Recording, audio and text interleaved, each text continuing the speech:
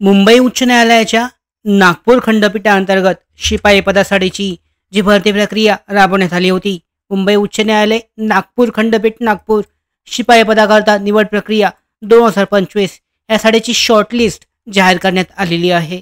पाहू शकता, ज्या उमेदवारांची नावे संलग्न यादी अ लिस्ट ए आणि लिस्ट बी मध्ये ते दोन्ही यादीत नोंदवलेली आहेत, त्यांना असे निर्देशित करण्यात येते की त्यांनी खालील नमूद कागदपत्रांच्या स्वयंप्रमाणित सेल्फ अटेस्टेड केलेल्या छायांकित प्रती पडताळणीसाठी दिनांक 16 मे 2025 रोजी किंवा त्यापूर्वी पोहोचतील या बेताने खालील नमूद पत्त्यावर केवळ स्पीड पोस्टाद्वारे पाठवायचे आहेत. पाहू शकता, पत्ता आहे प्रबंधक प्रशासन मुंबई उच्च न्यायालय नागपूर खंडपीठ सिव्हिल लाईन्स नागपूर या ठिकाणी पाठवायचे आहेत. यांची जी नावं आहेत त्यांना त्यांचे कागदपत्र पाठवायचे आहेत. काय काय कागदपत्र लागणार आहेत याची सुद्धा माहिती देण्यात आली आहे.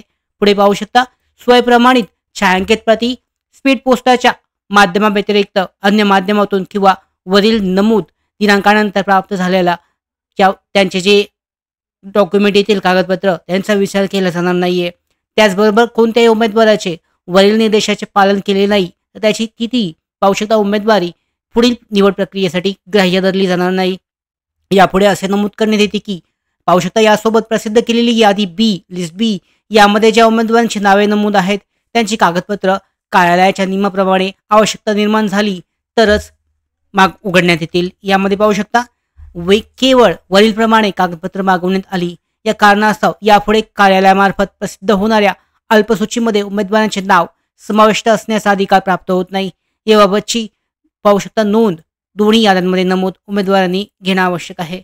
उमेदवारांनी स्पीड पोस्टाद्वारे जाहिरातीत नमूद केल्याप्रमाणे पाठवायची कागदपत्रांची यादी आहे.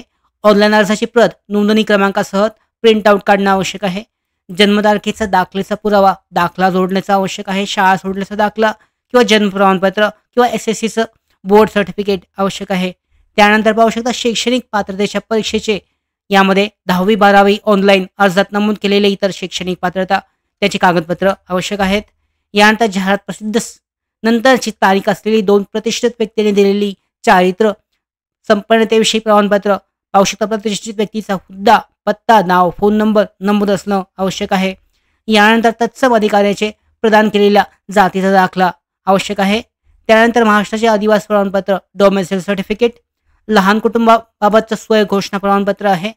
यानंतर उमेदवार कार्यालयीन शासकीय कर्मचारी असल्यास सक्षम प्राधिकाऱ्याची कार्यालयाची मंजुरी घेतल्याचे ना हरकत प्रमाणपत्राची प्रत.